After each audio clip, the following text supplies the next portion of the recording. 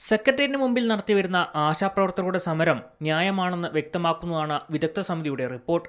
ആശമാർക്ക് honorarium ഉൾപ്പെടെയുള്ള ആനുകൂല്യങ്ങൾ വർദ്ധിപ്പിക്കണമെന്ന് ആശമാരുടെ പ്രശ്നങ്ങൾ പഠിച്ച സമിതി സർക്കാരിന് ശുപാർശ നൽകി.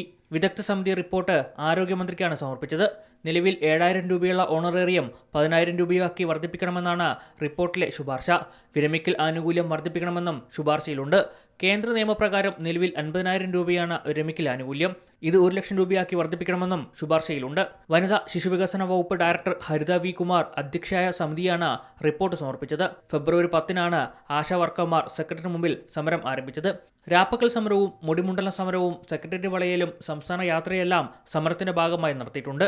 ഓണറേറിയം 21,000 രൂപയാക്കി വർദ്ധിപ്പിക്കണമെന്നും വിരമിക്കൽ ആനുകൂല്യമായി 5,00,000 രൂപ നൽകുക തുടങ്ങിയ ആവശ്യങ്ങൾ ഉയർത്തിയായിരുന്നു ആശാപ്രവർത്തകരുടെ സമരം ആരംഭിച്ചത്. ഈ സമരമാണ് ഇന്ന് 200-ാം ദിവസം എത്തിയത്. C Malayalam news, Thiruvananthapuram.